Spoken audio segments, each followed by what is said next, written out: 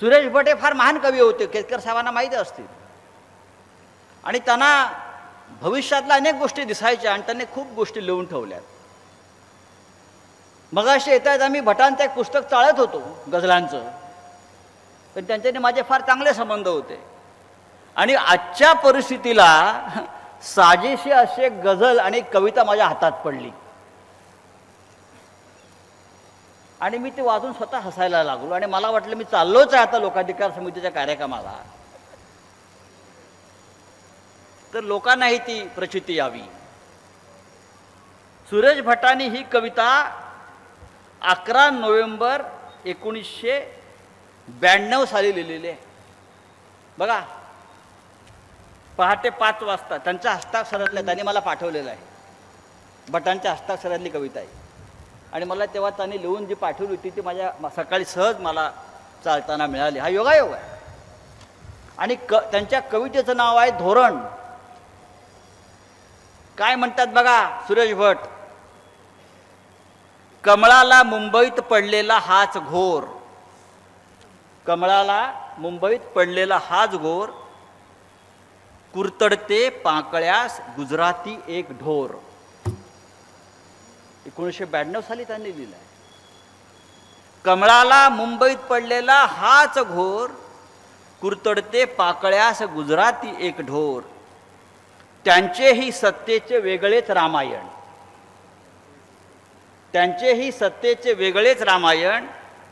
रामाच्या नावावर रावण होता थोर.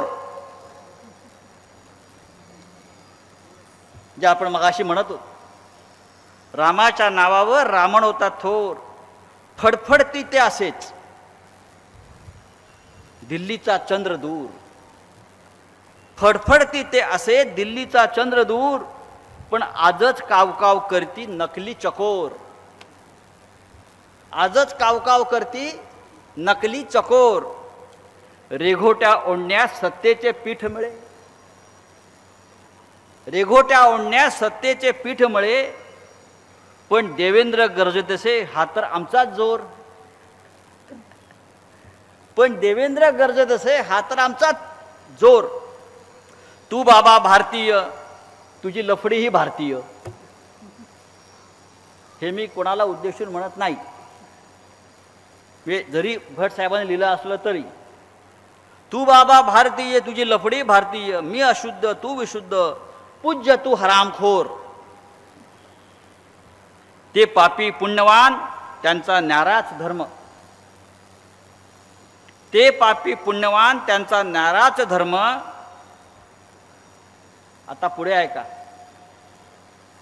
ते पापी पुण्यवान त्यांचा न्याराच धर्म. पक्षफोडी करताना बोंबलती चोर चोर, पक्षफोडी घरफोडी करताना बोंबलती चोर चोर. स्वतःच चोऱ्या करायचं आणि दुसऱ्यांना चोर चोर म्हणायचं.